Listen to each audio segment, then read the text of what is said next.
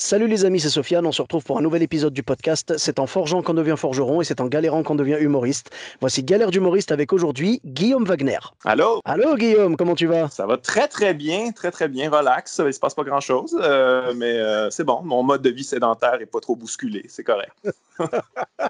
En ce moment, c'est sûr que les gens qui étaient très casaniers, comme on dit, ont aucun problème à vivre cette pandémie parce que quelque part, ça change pas grand-chose à leur vie, quoi. Ouais, non, c'est ça. Moi, c'est comme si je m'étais préparé pendant des années pour cette pandémie-là. Donc, finalement, je recueille le fruit de des années d'entraînement à maîtriser Netflix et D'accord. Prime, Amazon Prime et tout ça. D'ailleurs, je crois que tu as gagné la télécommande d'or au concours des meilleurs Netflix de l'année dernière, hein. Je crois que non, télécommande d'argent. Excuse-moi. Ouais, c'est ça. Tu étais arrivé deuxième au concours des meilleurs binge watchers. C'était avec quelle série déjà? Moi, j'ai tout terminé. Tout. Tu es le premier être humain au monde à avoir fini Netflix. Ouais, mais en même temps, c'est toujours à recommencer, toujours des nouveautés à chaque semaine. Donc, c'est un projet à long terme, mais je vais y arriver. Et peut-être que le temps que le podcast sorte, peut-être que tu auras cette fois-ci la télécommande d'or, parce que vraiment, c'est pas passé loin l'année dernière, hein. Yeah, c'est mon but, hein. Ben oui. Je focus, puis je suis quelqu'un de déterminé. Je vais y arriver. Mais c'est exactement ce qu'il faut. Et bon, à part Netflix, je pense que tu es déterminé aussi dans l'humour, mais ça ne t'a pas empêché de vivre des anecdotes et des galères d'humoriste, hein, voilà. Et justement, j'ai le plaisir de te recevoir dans ce podcast. Je te remercie d'ailleurs d'avoir accepté l'invitation.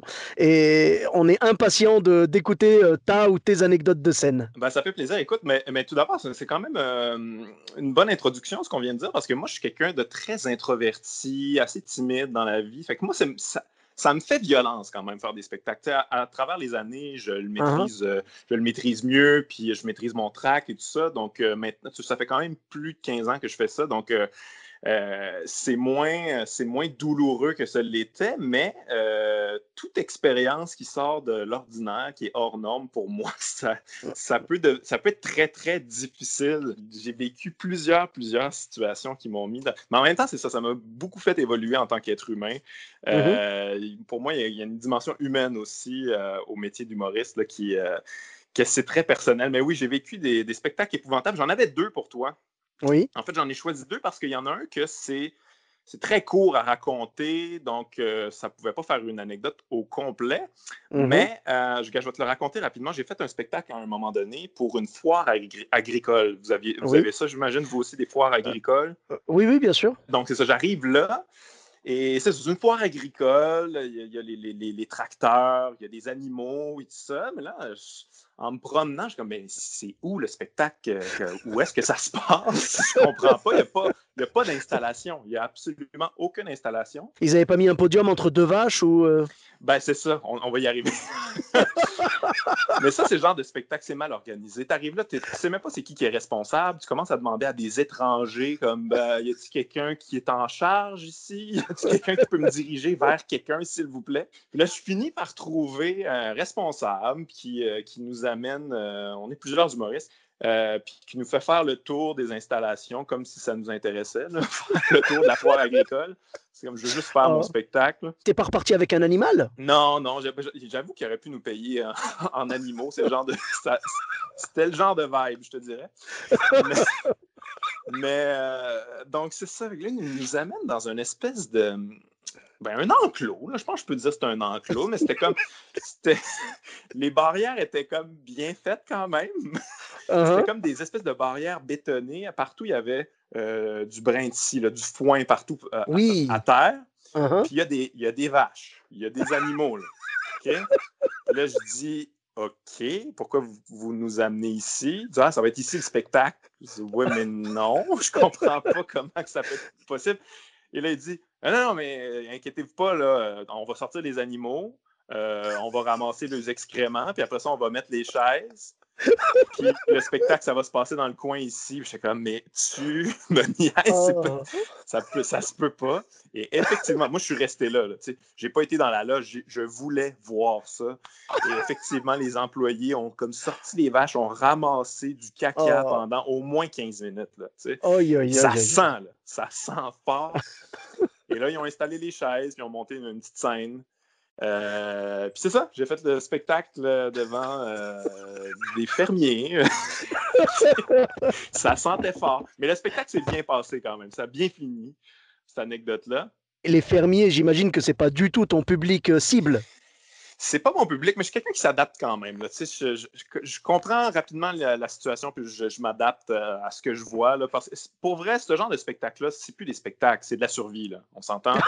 Quand tu es là, tu pas en mode « Ah, ma carrière est merveilleuse, je m'en vais au top. » Tu es en train d'essayer de survivre la journée. Là. C'est ça, c'est ça.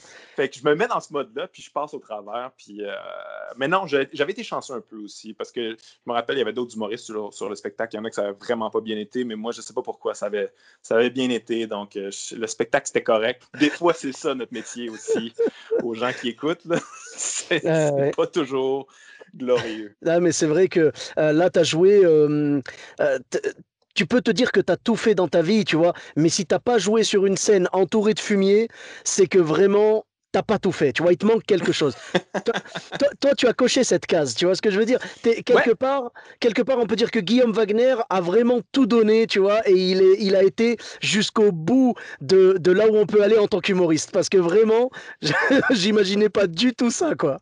Ben, c'est drôle parce qu'en même temps, tu dis ça, puis moi, c'est un métier que je me dis, j'ai fait le tour, là, j'ai tout vu, il n'y a plus rien qui peut me surprendre, tu sais, j'ai fait le tour des conditions horribles. Et là, tu sais, la pandémie, on en parlait un petit peu avant le podcast, mais la pandémie, en ce moment, ça a donné lieu à plein de conditions qu'on n'aurait pas fait normalement. Il y a des spectacles, je veux dire, jouer devant un ordinateur, jouer devant aucune personne, qui s'est filmé. Moi, j'ai fait ça aussi, là, tu sais, c'est vraiment des conditions qui sont épouvantables pour un humoriste, mais que c'est la nouvelle réalité. Fait qu'il faut s'adapter, il faut s'ajuster. C'est notre travail aussi, tu sais. Ben, c'est vrai, ouais, on est obligé de s'adapter avec ce qui arrive parce que c'est quelque chose de jamais vu, tu vois. On n'a jamais connu une pandémie comme ça et des fermetures de salles aussi longues surtout parce que quand c'est à la limite pour 15 jours ou un truc comme ça peut aller. Mais quand c'est pour plusieurs mois comme c'est le cas en ce moment, c'est vraiment très compliqué. Donc on est obligé de se réinventer, de se diversifier, de s'adapter. Et il y en a qui le réussissent avec brio, tu vois. Vraiment, ils gèrent bien. Et puis il y a des gens qui, le font avec un peu plus de mal. Il y a même des humoristes qui malheureusement abandonnent l'idée de reprendre la scène même quand tout sera fini. Ça a découragé certaines personnes, ça a décuplé les forces d'autres personnes. C'est malheureusement une période dans laquelle rien n'est certain et on est obligé d'accepter des choses qu'on n'aurait pas acceptées en temps normal. Tout à l'heure, on parlait du plein air. Je peux parler des spectacles pendant les repas. Normalement, il faut surtout pas jouer quand les gens mangent. Mais là, en l'occurrence, je serais capable de jouer devant des gens qui mangent et je serais même capable de cuisiner pour eux, tu sais. Ouais, ben c'est ça, on est tous en mode survie en ce moment. Je parlais que des fois, notre métier, c'est juste survivre. Ben là, on est là-dedans à temps plein. Là. C'est pas juste le temps d'un spectacle, c'est le temps d'une période complète qui s'allonge à chaque jour. Donc ouais, fait que c'est ça, je raconte mes anecdotes du passé, puis je suis quasiment nostalgique. Ah, c'était bien finalement, jouer quand ça sentait le fumier, à bien y penser. Est-ce que tu serais chaud pour organiser une petite foire agricole devant chez toi? Non, ça va être correct quand même. Là, on va pas pousser, non, parce que vraiment, n'hésite pas, hein, sois pas timide. Hein. On peut peut-être retrouver les mêmes vaches. Hein. Ça, c'est possible. Ça fait longtemps quand même, je dirais. Il doit y en avoir une couple là-dedans qui ont fini en steak, en filet mignon. Mais ouais. On fait ça dans toutes sortes de conditions. Hein. Ça fait partie du métier. Puis c'est bon ton introduction quand tu dis que, je veux dire, c'est comme ça qu'on apprend. Moi, c'est comme ça que j'ai appris mon métier. En vivant toutes les conditions les plus difficiles, puis après ça, en comparatif, quand tu vis des spectacles où tu as toutes les bonnes conditions, t'es prêt, t'as faim, t'es à l'aise, t'es content d'avoir des bonnes conditions.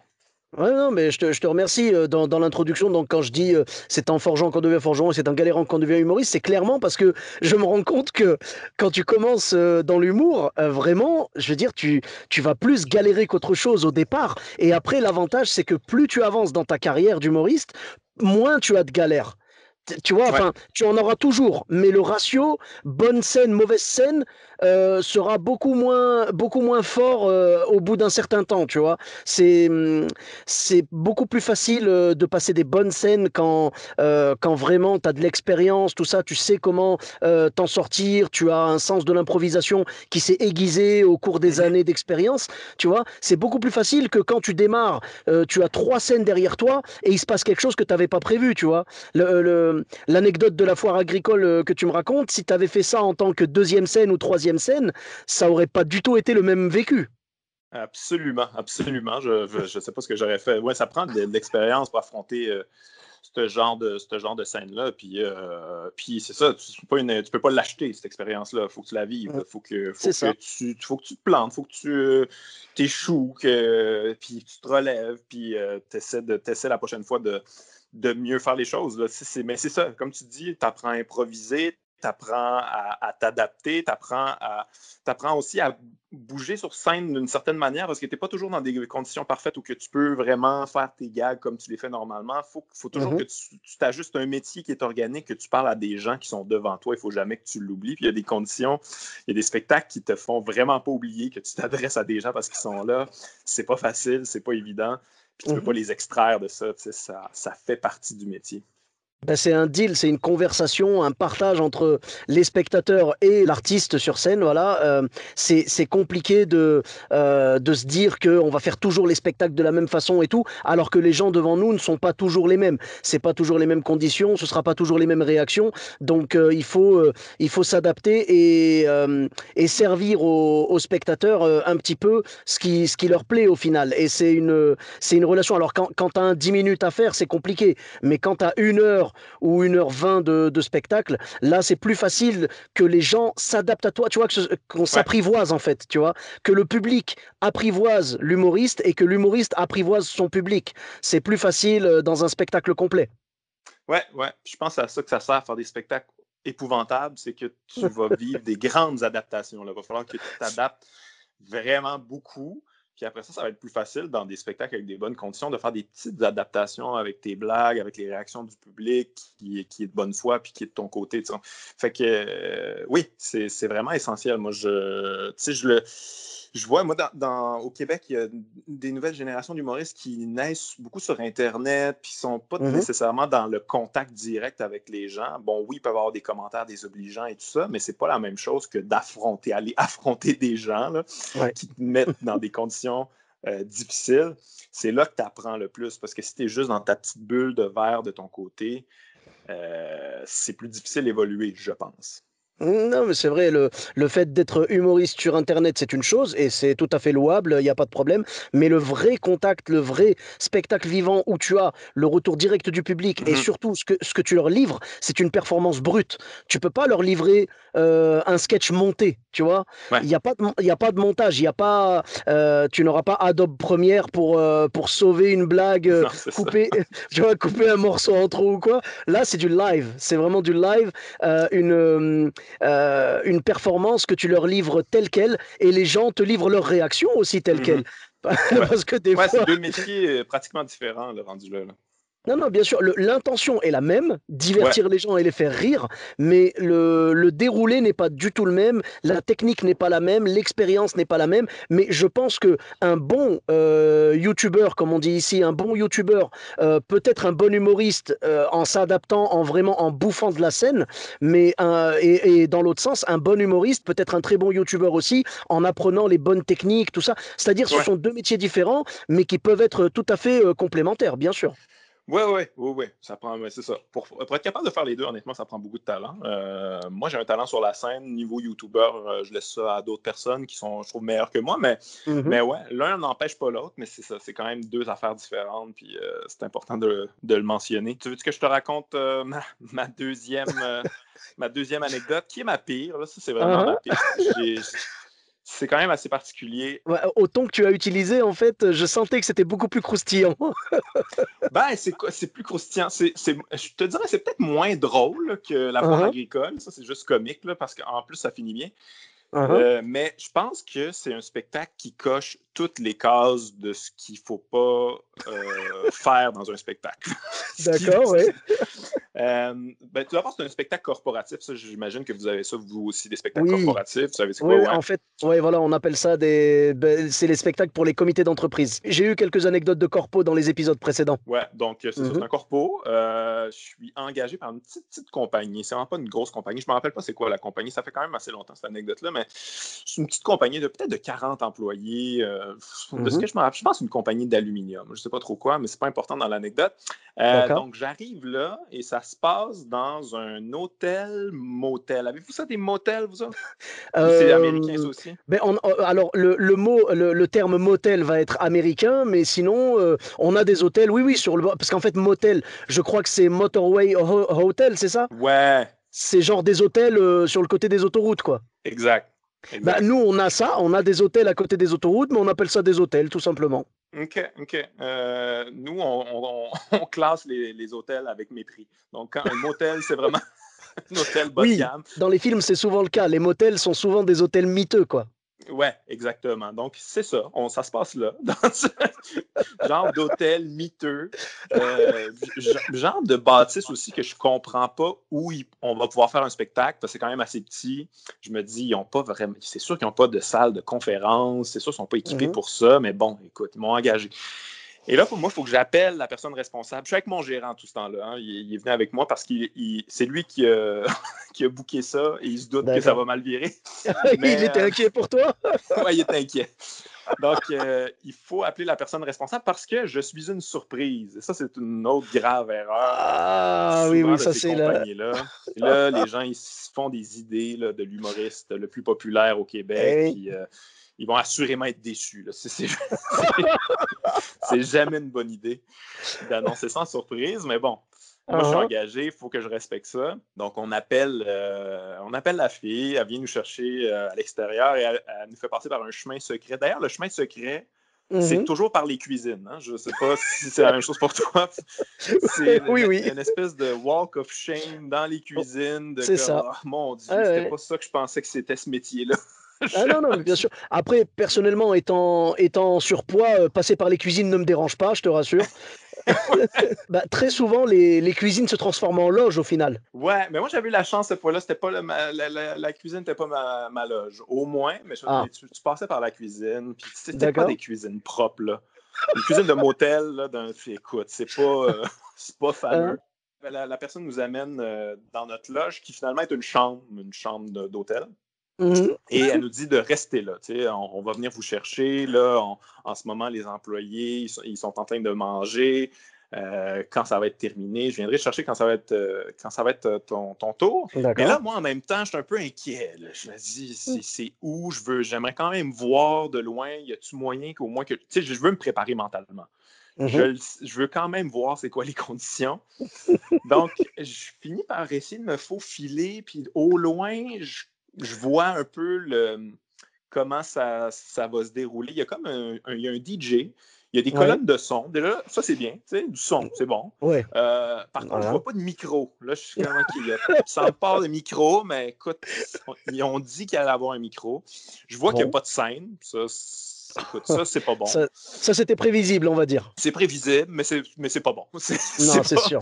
T'es pas C'est content sûr. de ça. Tu as besoin quand même d'une scène pour Mhm. avoir un espèce de sentiment d'autorité puis que les gens te respectent un petit peu plus parce que tu es un peu plus haut qu'eux autres, au moins. C'est ah, Mais mais bon, c'est bête, hein, mais c'est totalement ça. Quand les gens te voient un peu plus haut qu'eux, tu as une certaine assise et une certaine prestance que tu n'as pas quand tu es à leur niveau. C'est ouais. bizarre. C'est un phénomène métaphysique. Je ne saurais Ouais. pas l'expliquer, mais c'est comme ça. Ça commande un respect. Mm. Quelqu'un qui est surélevé puis qui tient un micro, là, tu sais. Mhm. Mais Ah, mais c'est ça. Mais d'ailleurs, la prochaine fois que je me prendrai la tête avec mon épouse, je pense que je monterai sur une chaise, juste pour le style. t'essaieras, je te garantis pas les résultats quand même. Ça peut peut-être mal se terminer cette chicane-là, mais Ah, c'est toi qui j'avoue. le sais. Et il n'y a pas de scène. Et Mhm. il y a une espèce de grand espace entre le public et l'endroit où je vais jouer ça. Aussi, c'est un problème Ah, que souvent ouais. dans les spectacles corporatifs, c'est qu'il y a un Ouais, espace pour la danse. Là, parce ouais, oui. qu'après le spectacle, ça danse. Mais c'est pas bon. La distance entre le performeur et le public, si elle est trop grande, il n'y a pas de proximité. Mais oui, voilà, il Euh, faut que ce soit vivant, il faut que tu sois proche d'eux. Moi, ce que je fais dans ces cas-là, quand il y a trop d'espace, s'il n'y a pas de scène, tant qu'à faire, je me rapproche d'eux, en fait. Ouais, Ouais, tu vas comprendre pourquoi je pouvais pas faire ça. Donc. Non, mais bref, fait que je vois de loin et Mhm. je vois aussi que c'est bruyant. Là. Les gens, ils sont très avancés au niveau de l'alcool. Ça s'entend, ça se sent. Il y a une énergie. Là. C'est comme électrique un peu. Là. Tu sais, tu le Ah, sens ouais. que d'ailleurs, c'est Noël. Là. C'est dans le temps des fêtes. Donc, Ah, ouais, ouais. c'est leur Ouais, ouais. espèce de fête corporative. Là. Ouais, donc il se lâche, quoi. Oui, exactement. Exactement. Je Mhm. ne sais pas ça a été quoi leur année au niveau de leur compagnie, mais on dirait ils ont besoin de relâcher quelque chose. Je le sens, mais je me dis, bon, écoute, je vais au moins gager. Je sais à peu près dans quoi je m'embarque, fait que je vais aller Mhm. attendre. Donc, je retourne à la chambre. On finit par venir me chercher, mais tard. Là, il commence Ah, à être. Ça, c'est tout. Ça non plus, c'est pas bon. Quand ouais, c'est ouais, trop ouais, ah, tard, ouais. à un moment Mm. donné, c'est passé une certaine heure, là, c'est plus bon. Les gens ils sont plus capables de se concentrer, ils veulent juste faire la fête, ils veulent juste danser. Donc, mais c'est ça, c'est un peu trop tard, mais bon. Mhm. J'ai engagé. J'ai 30 minutes à faire en passant. Ce qui n'est pas de temps, c'est pas si pire. Ouais. Donc, j'arrive là, Mhm. et le micro, finalement, il y en a un, mais le fil du micro s'est branché directement dans la console, et je te dirais 1 mètre de fil maximum. Là. Donc, je sais pas si tu vois, tu peux te Ah, bah l'imaginer. oui, ça Je suis limite les comme mouvements, oui. enchaîné. Je suis enchaîné à la console. Là. Tu sais, je Oh peux là pas là. bouger. J'ai pas de marge de manœuvre. Je peux pas m'approcher des gens. Oh, Ça fait pas naturel parce qu'il faut quasiment que je me penche là, pour parler dans le micro parce que oh j'ai là pas là de là jeu. là. Fait que là, c'est comme bon, écoute, c'est les conditions que j'ai.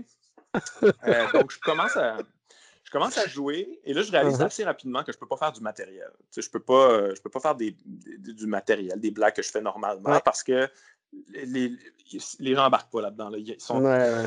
Dans les corpos, C'est, ils veulent jamais non, écouter ton matériel. Ils veulent que tu parles d'eux. exact. Exact. Je comprends ça assez vite. J'en ai fait d'autres. Donc, OK, je vais me mettre à parler d'eux. Je leur pose des questions. Ils sont complètement sous, donc ils trouvent tout drôle. Mais chaque intervention dégénère. Puis c'est Oh. de plus en plus difficile à ramener les gens. Il faut que je fasse mon temps. Il faut juste que je fasse Mhm. le temps. Je me dis, bon, il me reste à peu près 20 minutes.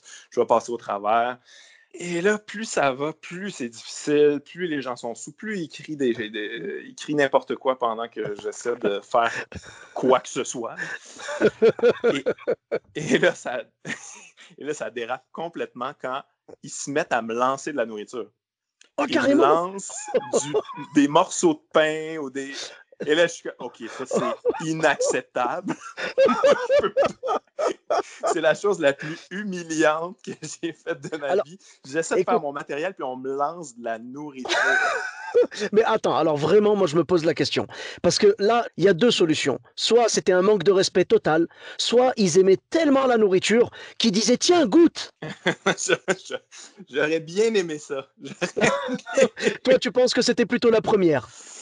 D'après moi, là, vite de même, je te dirais que c'était un manque de respect le plus total. Oh, Donc, c'est ça. c'est C'est la dur. première fois de ma C'est vie que j'ai dur. pas fait mon temps au complet, que j'ai fait OK, non, ça c'est inacceptable. Je Ah, d'accord, quitte. bon. Donc, j'ai déposé le micro, j'ai quitté. Et là, en sortant, mon gérant, il me dit hey, ouais, c'était difficile quand même, mais ça serait Mhm. important d'aller remercier les responsables. Puis tout ça, c'est la première fois de ma vie. J'ai crié après mon gérant, j'ai dit on quitte immédiatement, va chercher le chèque. Je reste pas une seconde de plus ici. Je veux pas rencontrer ces gens-là qui, d'ailleurs, étaient tous complètement sous, là, les responsables. Il n'y avait personne de responsable là-dedans, on s'entend de toute manière. Je ne vais pas rencontrer des gens responsables, il n'y en a pas. Donc, c'est ça. J'ai quitté et ça D'accord. a été. Oh, c'est dur. Ouais, c'était humiliant, c'était difficile, mais le pire, là, le Mhm. plus drôle, je pense, dans tout ça, c'est que on n'a eu aucun mauvais commentaire. Je pense que les gens ont Ah, appelé le lendemain mon gérant. Hey, excellent spectacle, ça a super ah bien ouais. été, merci beaucoup. On a été payés. Eux autres, ils étaient très contents de ça. Je pense qu'ils se sont D'accord. payés un humoriste pour l'humilier. C'était peut-être ça. C'était peut-être ça leur idée d'un spectacle corporatif. Ce qui est un Ouais, peu ouais. ça, à quelque part, un spectacle corporatif, dans le fond. Ouais. Est-ce que dans l'affiche, il y avait marqué le mot roast? C'est ça, c'est le public qui me roastait finalement, mais Ah c'est juste ouais. moi qui le savais pas, apparemment. Oh. Ben, en fait, quand ils ont marqué surprise, c'était une surprise pour toi. Exactement. Oh, c'est quand même. Oh, mais quand même, c'est incroyable. Et alors, la question que je me posais, mais du coup, j'ai l'impression qu'ils ont rien dit, c'est est-ce qu'on t'a pas reproché de pas avoir fini ton temps quand même? Ben, c'est ça qui est l'avantage aussi des gens qui sont beaucoup avancés au niveau de l'alcool, c'est qu'ils perdent la notion du temps. Hein. D'ailleurs, c'est une faille à exploiter pour les gens qui écoutent, les humoristes qui écoutent. Si les gens sont avancés en boisson, occupe-toi pas de ton temps parce que c'est pas grave. Ah, ben, c'est une très très bonne idée. Écoute, merci beaucoup. Je, je, je compatis vraiment, ça a dû être atroce. Et j'avoue que le coup de la nourriture, non, je ne l'ai pas encore eu. J'ai eu beaucoup de trucs très compliqués, mais le coup de la nourriture, non. Moi, peut-être que les gens me regardent et se disent, t'inquiète pas, il a bien assez mangé, c'est pas la peine de lui en rajouter.